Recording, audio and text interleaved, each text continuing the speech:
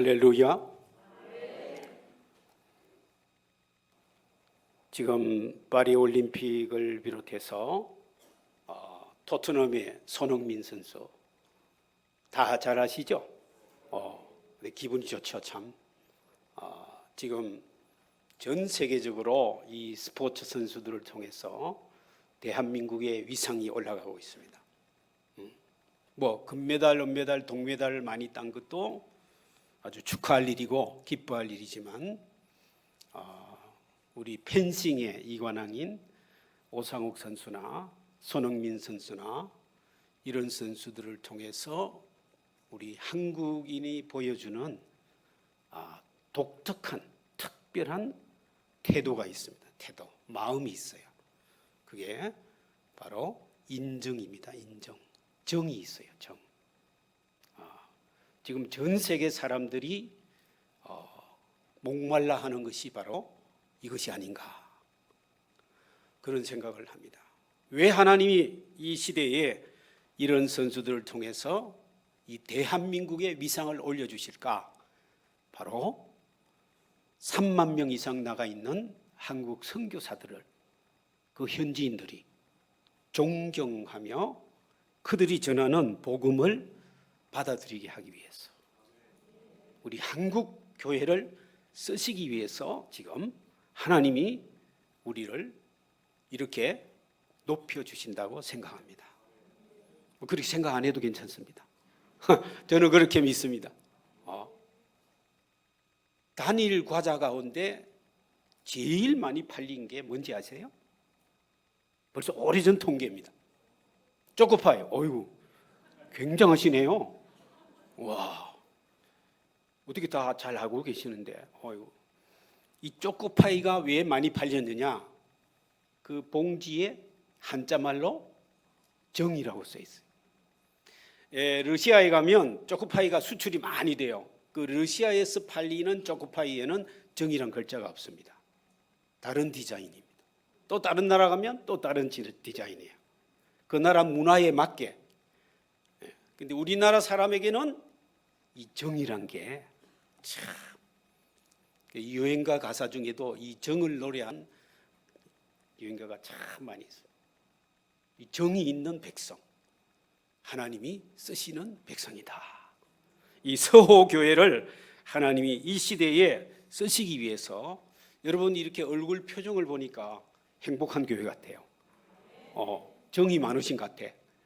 어제 도착했는데 우리 부목사님과 이 전도사님이 공항까지 나오셔가지고, 저 한 명 나올 줄 알았는데 2명이 나오셔가지고 제가 아주 감동을 먹었어요. 근데 저녁을 대접하는데 제가 태어나고 67년밖에 안 지났지만 태어나고 지금까지 처음으로 제주 은갈치 긴 거 한 마리를 그냥, 이야, 굉장했어요. 그리고 제가 태어나서 처음으로 또 식후에 중문 해수욕장 처음 갔어요. 그래서 맨발 걷기, 맨발 걷기를 해서 얼마나 어젯밤에 잠을 잘 잤는지 정말.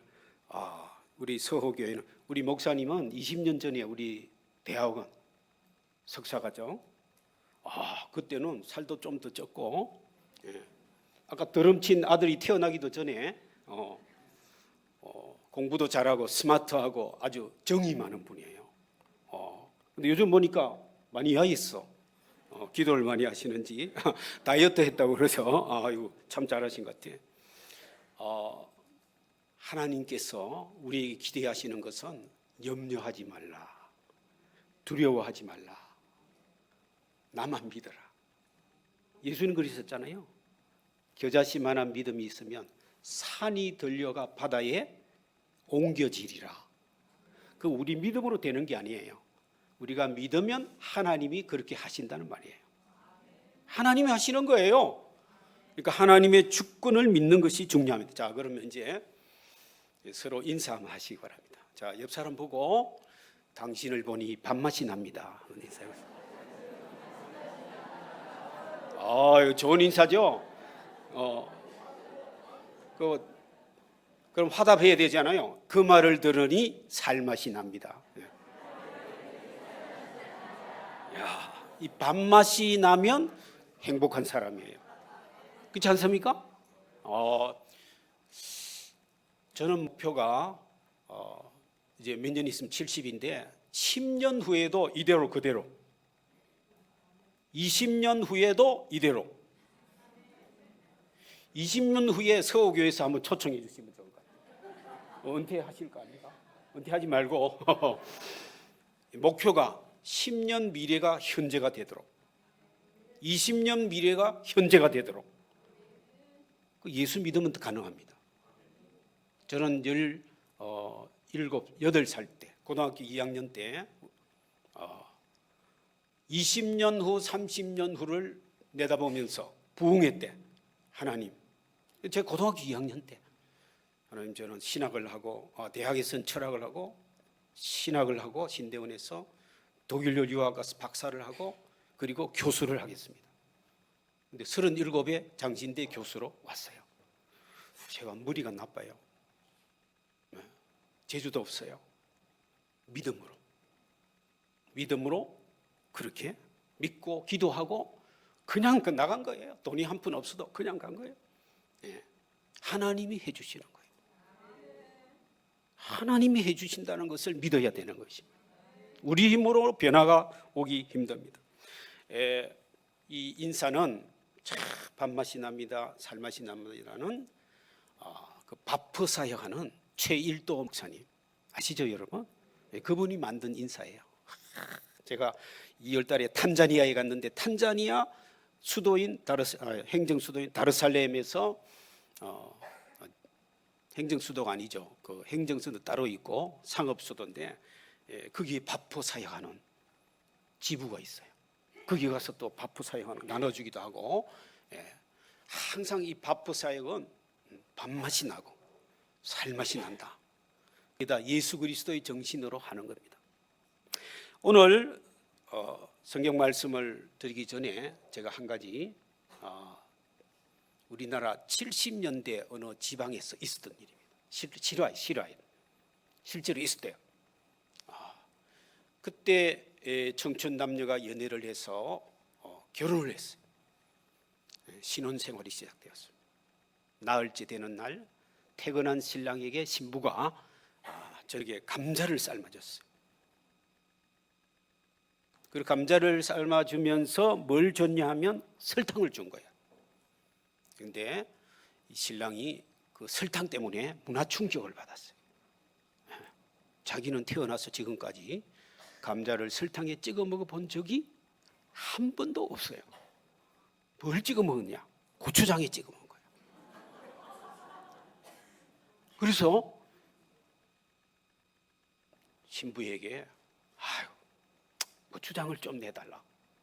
그러니까 신부가 또 자기는 태어나서 지금까지 한 번도 이 감자를 고추장에 찍어 먹는 인종을 본 적이 없는 거예요.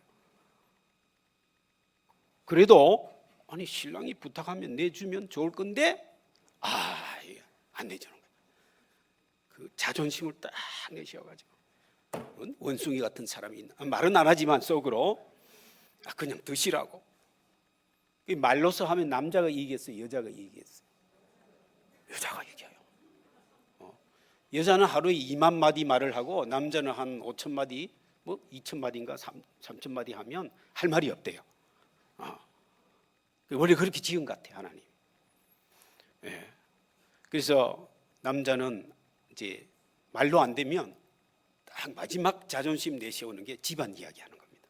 우리 집, 그 남자 신랑이 뭐라 그러냐? 우리 집안은 조상 대대로 감자를 고추장에 찍어 먹었다. 내 옷이라고. 그러면 그 5분 동안만 참고 내주면 23시간 55분 동안 놀려먹을 수 있는데 그 5분을 못 참는 거예요. 그래서 여자가 신부가 신랑에게 뭐라 그런지 아세요? 당신네 집안은 웃기는 집안이다. 그래서 남자가 기분이 완전히 상해가지고 그날 잠도 다른 방에 자고, 그 다음 날 아침부터 안 사돈이 이제 서로 전화해가 우리 집안은 웃기는 집안이라고? 그럼 사돈네는 울리는 집안이냐? 이러면서 싸우기를 3개월을 싸웠어요. 우리나라가 대단한 나라예요. 이탈리아의 로미오와 줄리엣보다 더 가문이 좋은 가문이 많아요. 그래서 3개월 싸워가지고 합의 이혼하기로. 이게 유명한 감자 사건이 70년대 우리나라 신문에 났다는 이야기. 뭐 찾아볼 필요는 없어요. 났대요. 그런데 여기서 끝난 게 아니에요. 신랑 신부가 지방인데 서울의 유명한 대학교의 식품영양학과 교수님을 찾아가서 감자 이야기를 하는 거예요. 설탕, 고추장. 그리고 교수님, 어느 것이 식품영양학적으로 더 좋습니까? 더 옳습니까? 근데 문제가 생겨요. 이 교수님이 답을 못하는 거예요. 고개를 푹 숙이고 한숨만 쉬고 있는 거예요. 재촉합니다. 교수님, 빨리 대답해 주십시오. 한참 만에 교수님이 고개를 들고 하시는 말씀이, 글쎄요, 잘 모르겠는데요, 우리 집안은 조상대대로 감자를 소금에 찍어 먹었습니다. 제가 질문해 볼게요. 여러분, 신랑이 옳습니까? 신부가 옳습니까? 대답하기 힘들죠? 다 옳죠? 다 틀렸죠? 그럼 뭐가 맞는 겁니까? 나는 맞고 너는 틀렸다 하면 다 틀린 거예요. 우리 조상 대대로 먹는 거하고는 다르지만 뭐 그렇게 먹을 수도 있지. 자기를 양보하고 상대방을 인정하면 다 맞는 겁니다. 근데 그게 안 돼요. 서울의 어느 교회, 제가 다닌 교회가 있는데 그 장로님, 그분 대단하신 분이에요. 어느 대학교 부총장이에요. 서울대학교 건축학과를 나온 분인데 주일날 예배당 올 때 차 안에서 권사님, 장로님이 싸웠대. 그래서 제가 물어봤어요. 왜 싸우셨냐고. 권사님이 하시는 말씀, 자기 집 거실에 그 베란다 나가는 문이 오른쪽 문을 열어야 되는데 이 장로님은 왼쪽 문을 자꾸 연다는 거예요. 그래서 권사님이 몇 번이나 장로님 오른쪽을 좀 여시라고 안 듣는데요. 네. 여러분, 오른쪽 문을 여나 왼쪽 문을 여나 열면 되는 거 아니에요? 근데 권사님이 제 양반이 나를 무시한다. 자기는 인류대학 나오고 안 나왔다고. 자기는 부총장이고 나는 아무것도 없다고. 말은 안 하지만 그런 것이 잠재되어 있는 거예요. 자존심 상한 거. 말은 못하고. 그게 쌓여요. 계속 1년, 2년, 3년, 10년 쌓이면 그게 엄청난 자존감의 결여가 나타나는 거예요. 열등감이 생기는, 죄책감이 생기는 거예요. 그래서 싸웠다는 거예요. 그러니 우리에게도 거다라는 거예요.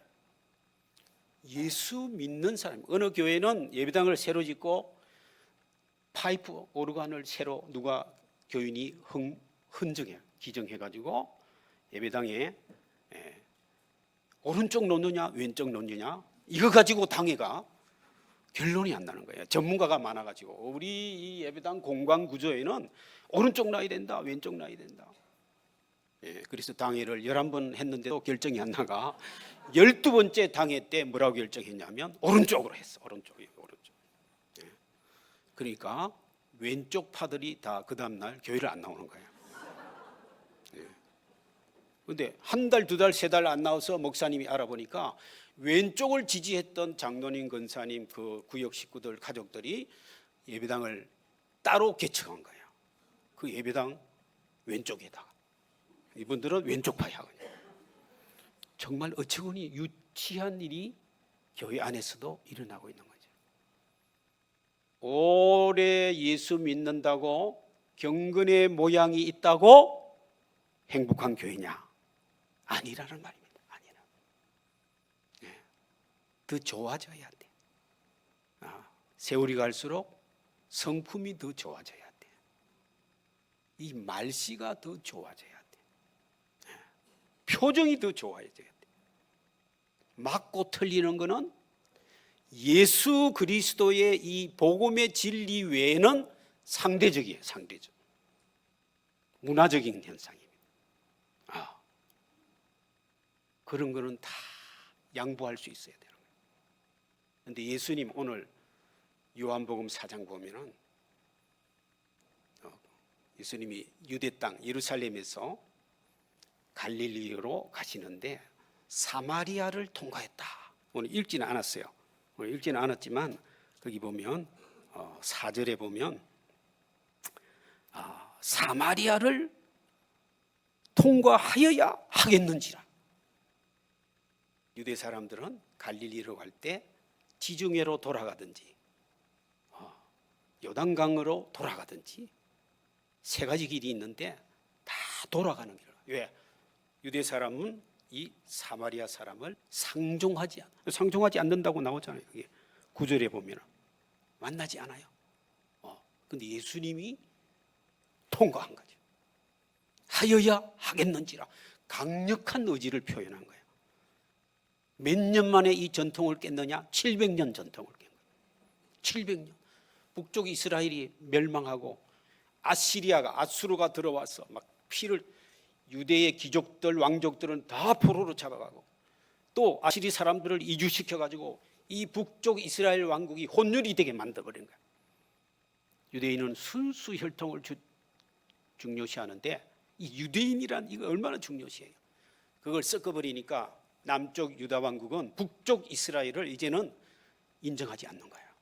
그런데 예수님이 지금 700년 전통을 깨고 있는 거예요. 이게 성경을 보면요 놀라운 일입니다. 700년이면 얼마나 대단한 건데요. 근데 제가 그걸 이제 말씀드리려고 하는 건 아니고 그 사마리아를 통과하는데 이 사마리아 마을에 예수님이 이제 낮 12시가 되었어. 시장하셨어. 제자들이 마을로 음식을 구하라고 하고 혼자 우물가에 앉아 있는 거예요. 근데 우물이 깊다 그랬어. 우물이 두리박이 깊은 이 도구가 있어야 물을 기를 수 있어. 이 야곱의 우물은 지금도 있어요. 성지순례 가면 들릴 수 있어요.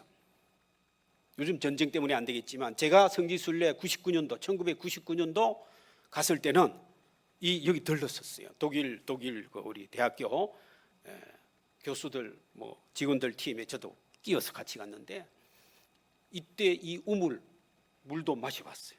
물맛은 없어요. 물맛은 제주 삼다수가 최고예요. 어쨌든 물맛은 없는데 물이 그대로 있지. 야곱의 우물이 지금도 보존되어 있어요. 이게 역사적 사실이에요. 근데 9절에 보세요. 9절에 보면 사마리아 여자가 이르되 당신은 유대인으로서 어찌하여 사마리아 여자인 나에게 물을 달라 하나이까. 길 가는 나그네가 우물가에서 그 마침 물 길는 도구가 있는 여자가 나타나서 예수님이 물 한 잔 달라 하는데 여자가 뭐라고 하냐? 민족 이야기하는 거예요. 당신은 유대인이고 나는 사마리아이다. 인간이 참 이 인종, 민족, 문화, 전통 무서운 겁니다. 그런 것 때문에 다 전쟁하는 거야. 안 줘요. 물을 안 줘. 어떻게 남자가 여자에게 어떻게 물을 달라 하느냐? 그 당시 남자가 여자에게 물을 달라 하면 안 돼요. 몰래 맞아 죽어요. 지금도 이슬람권에 가세요. 우리가 여자에게 말 걸고 그러면 그 여자의 남편이나 형제들이 와서 우리를 죽일 수 있어요. 지금도 2000년 전에는 얼마나 더 했겠어요. 유대인이 어떻게 사마리아 여인에게 물을 달라 합니까? 남자가 여자에게 어떻게 물을 달라? 냉정합니다. 냉담하고 무자비합니다. 그런데요 28절에 가면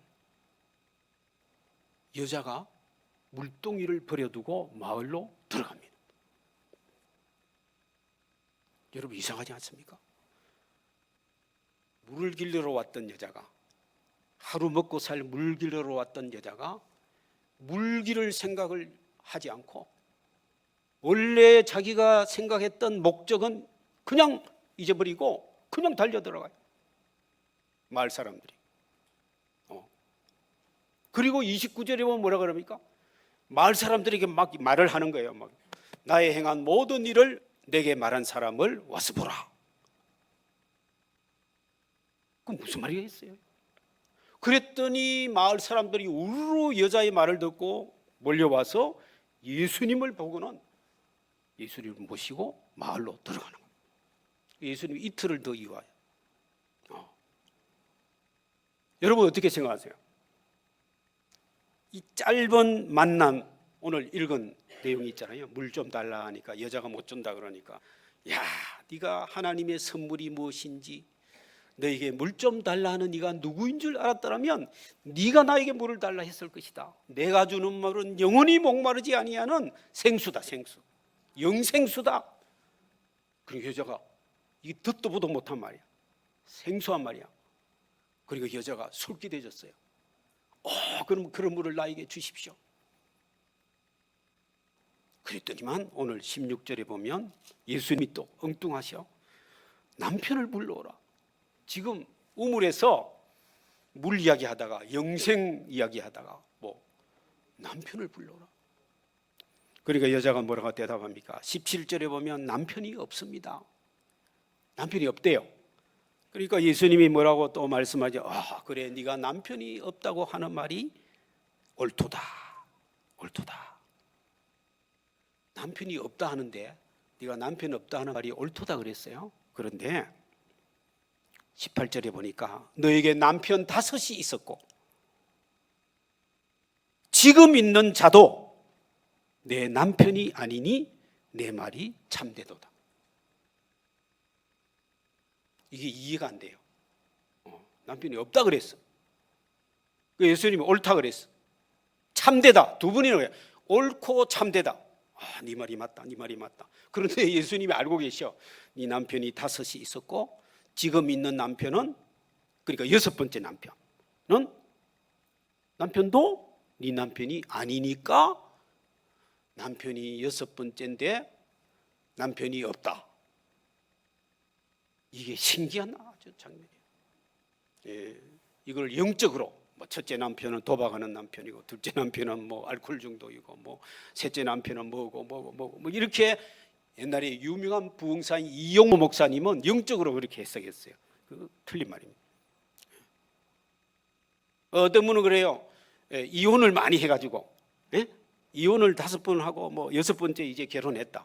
그 당시에 여자들은 이혼 한 번 하면 재혼이 거의 불가능합니다. 유대 전통으로서. 어떤 분은 그래요. 이제 몸을 파는 여자다. 몸을 파는 여자가 뭔 남편이 있어요. 저는 그게 설득력이 없었어. 그래서 주석을 많이 찾아봤어요. 어느 날 독일어 주석을 보는데 딱 이렇게 여자는 팔려다니는 여자였다. 그래서 팔려가지고 10대 소녀일 때 아마 너무 가난했어. 많이 그 여자들 많이 팔았잖아요. 팔려가면 남편 아닌데 남편처럼 같이 그런 관계 속에서 살아야 되는 거예요. 팔려다닌 여자였다. 6번 팔린 거죠. 부모님으로부터 팔리고 이렇게 팔렸어. 그래서 제가 궁금했어요. 그때 당시 많이 팔렸는데 그러면 가격이 얼마였을까? 가격이 있을 거 아니에요. 정확한 돈은 안 나오지만 암소 한 마리 가격보다 싼 가격에 팔렸다. 그래서 주석에 중고품으로, 중고품 같은 그런 사람이었다. 그러고 보니까 맞는 거예요. 팔려다니니까 자기 의지로 선택해서 결혼한 남편이 아니니까 남편처럼 모셔야 되지만 남편이 아닌 그런 여자. 그러니까 아침 일찍이나 저녁 늦게 물길로 오는데 이 여자는 혼자 7절에 보면 사마리아 여자 한 사람이 물길로 가는 거냐. 마을이 떨어져 있고 낮에는 너무 햇빛이 뜨거워서 저녁에 해질 때 여러 여자들이 친구 삼아 같이 물길로 오는 거예요. 그게 보통. 근데 여자가 낮 12시에 혼자 물길로 왔다는 것은 마을 사람들에게 왕따 당하는 사람, 비난받는 사람, 배척받는 사람이에요. 인간 취급을 못 받는 사람이에요. 왜? 팔려다니는 사람이에요. 그것도 6분인 첫째 남편하고 사니. 요즘 우리 교회에서는 왕따를 이렇게 써요. 왕이신 하나님이 쓰시려고 따로 떼어놓은 사람이다. 이 교회의 이 왕따는 좋은 거야. 근데 이 세상의 왕따는 이게 자살로 가는 거예요. 자살로. 근데 이 여자가 예수님을 만나고 대화하고 하면서 영의 눈이 떠지는 겁니다. 그래서 남편 문제가 인생의 가장 비극인데 예수님이 그거를 네 문제가 아니다, 네 죄가 아니다, 그 말이에요. 다 알고 있다. 하나님의 관점에서 볼 때 너는 조금도 문제될 거 없는 사람이다. 깨끗하다. 그게 뭐냐? 옳다, 참되다, 그 말입니다. 사람을 변화시키는 방법은 틀렸는데도 맞다고 해주는 거예요. 그걸 누가 하느냐? 부모님은 자식을 그렇게 합니다. 부모님은 자식이 좀 거짓말해도 모른 척 넘어갑니다. 그러면 자식이 나중에 다 깨닫게 됩니다. 하나님은, 우리 하나님 아버지 하나님은 우리가 뭐 자질구레하게 거짓말하거나 뭐 잘못하거나 뭐 과거에 어떠한 하나님 앞에, 사람들 앞에 좀 모자라는 부분이 있다 할지라도 하나님은 다 아십니다. 현재가 중요해요. 현재. 예수 그리스도 안에서 예수님 믿음으로 내 죄가 다 용서함 받았다. 하나님이 인정해 주시는 거. 네가 옳다, 참되다. 그렇기 때문에 우리는 오늘도 이 예배를 드리고 세상의 이 예배 시간만큼 우리 영혼이 평안한 데가 없습니다. 여러분 극장에 가든 뭐 뮤지컬 보러 가든 뭐 자연이 좋다는 뭐 중문 해수욕장 가든 뭐 어디 가든 영혼이 평안한 데는 예배밖에 없어요. 예배당에 와야 돼. 그래서 이 여자는 예수님께 질문합니다. 예배에 대해서. 우리 사마리아 사람은 이 산에서, 이 거리심산을 말이에요, 이 산에서 예배해야 된다 그러고 당신들 유대인은 예루살렘에서 예배돼야 된다는데 어떻게 하는 거, 어디서 하는 것이 옳습니까? 예수님 말했죠. 여기도 아니고 저기도 아니고 공간이 문제가 아니라는 겁니다. 공간이 문제가 아니라는 거예요. 예배당 크기가 문제가 아니에요. 영과 진리로 예배하면 된다. 그런데 이 팔려다니는 여자도 예배에 대한 질문이 있어요. 영적인 관심이 있어요. 여러분 우리 주위에 아무리 세상에서 가난하고 장애인이고 힘없고 연약한 사람이라도 그 마음 깊숙한 곳에는 영적인 갈증이 있다는 거예요. 그걸 봐야 되는 겁니다. 그래서 여자가 예배에 대한 질문, 예수님이 다 영과 진리로 예배하면 된다.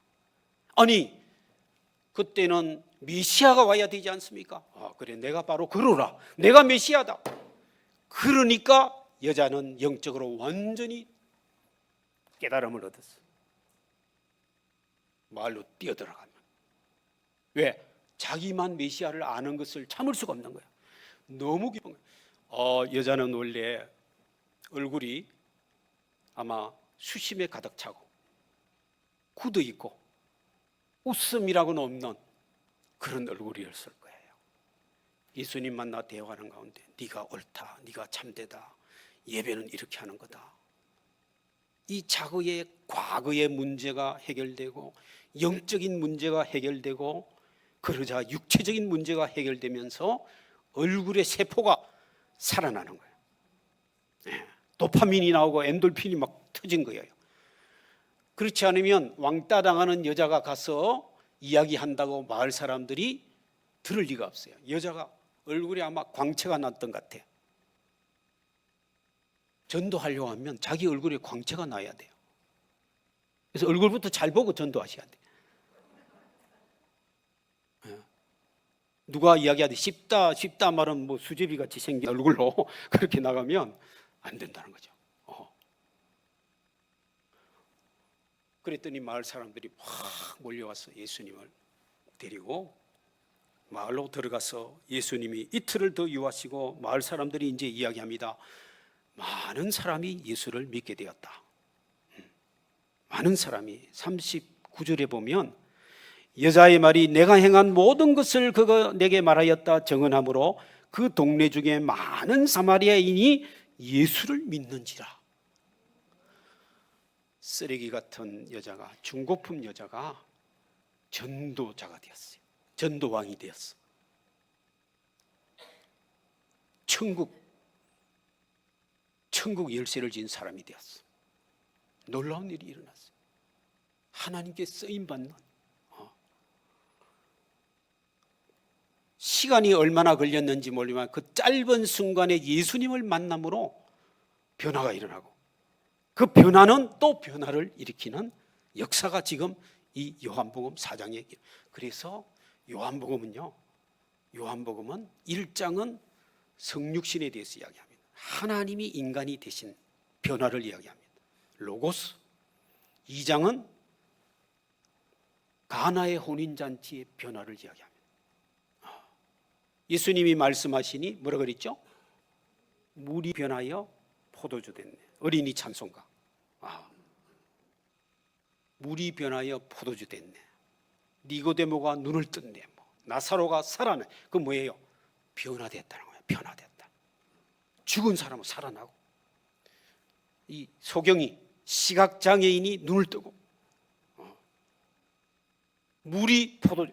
이 물이 예수님이 어머니 마리아의 요청에 의해 항아리, 큰 항아리 6통, 그게 750ml짜리 페트병으로 담으면 1000병을 담을 수 있는 거예요. 1000병. 엄청난 양이에요. 하인들이 뭣도 모르고 막 물을 길러오라 하니까 갑자기 지금 혼인잔치가 거의 끝날 무렵에 아마 하인들은 툴툴툴툴 거렸을 거예요. 근데 그래도 시키니까 가져왔어요. 그 무슨 물인지 아세요? 먹는 물이 아닙니다. 손님들 오면 손발 씻는 물이에요.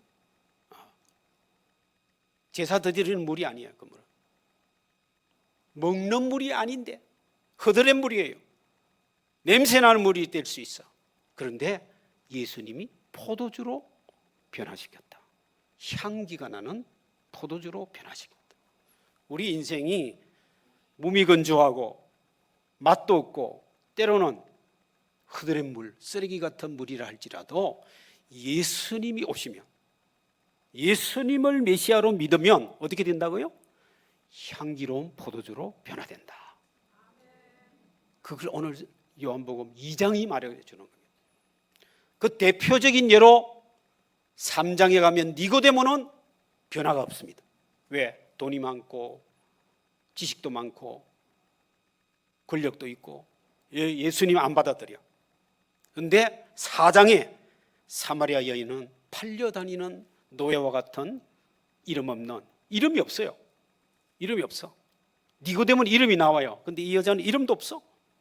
이름 없는 이 여인은 예수님 만남으로 향기로운 포도주와 같이 변화되었다. 그래서 제가 이 4장을 가지고 선교학적으로 몇 마디 덧붙이면, 선교는 뭔가? 변화하는 것입니다. 변화하는 것. 20세기에 선교에 대한 정의를 아주 강조한 두 가지가 있어요. 하나는 해방이고, 남미의 독재 정권, 군사 독재, 가톨릭 독재, 착취하고 지배하는, 복음이 들어가면 해방이 일어난다.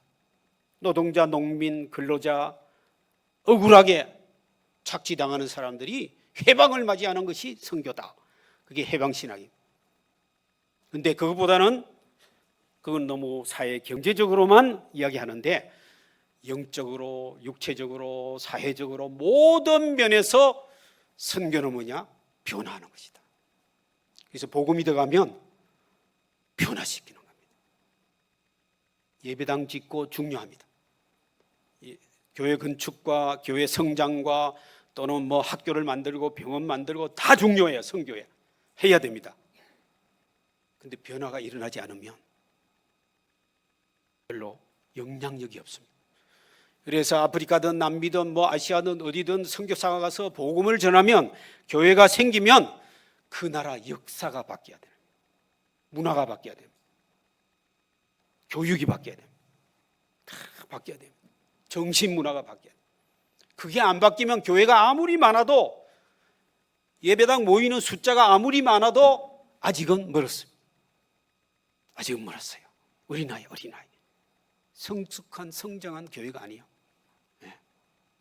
그런데 변화시키는 성교이지만 남을 변화시키기 위해서는 오늘 여자가 자기가 먼저 변해야 됩니다.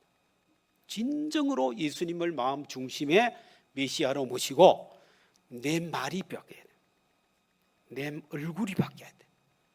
내 태도가 바뀌어야 돼요. 내 행동이 바뀌어야 돼요.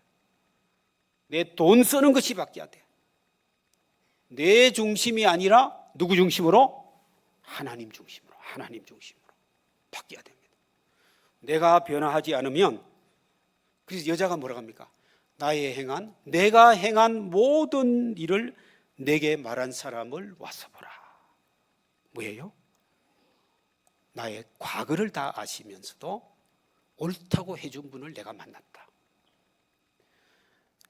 유명한 프로이드나 융이나 아들러나 이런 유명한 이런 심리학자들은 다 현재의 우울증이나 정신병이나 현재의 문제는 과거에 있다 이렇게 하죠. 엄마 뱃속에 있을 때, 아니면 태어나서 역기능적 가정 때문에, 아니면 무슨 폭행을 당했기 때문에, 다 오늘날 이 학자들은, 세계적인 똑똑한 사람들은 현재의 문제는 과거에 있다 그럽니다. 그런데 성경은 말합니다. 현재의 문제는 과거하고 관계없다.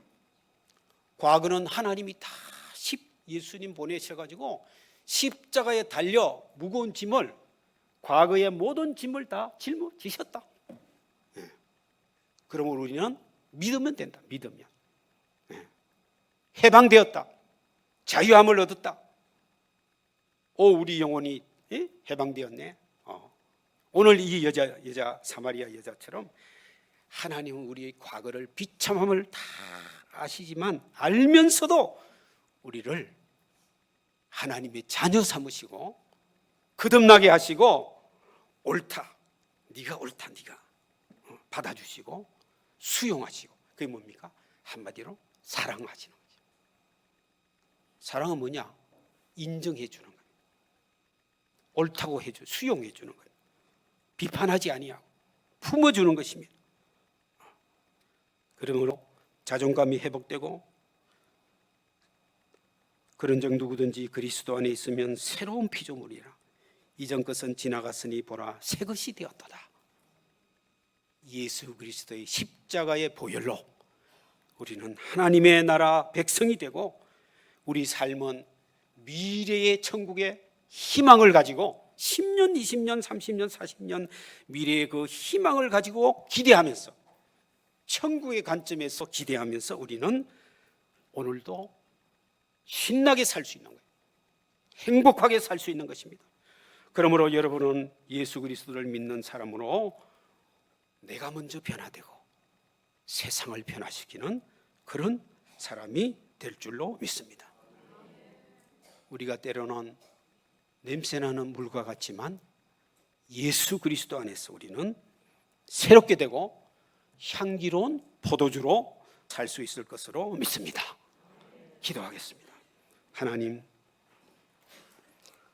오늘 다시 한번 하나님 앞에 예배하면서 하나님이 저를 불러주시고 이 서옥교회 성도의 공동체의 한 지체로 만들어주시고, 그래, 염려하지 말라, 두려워하지 말라, 네 과거의 모든 문제는 내가 짊어졌다.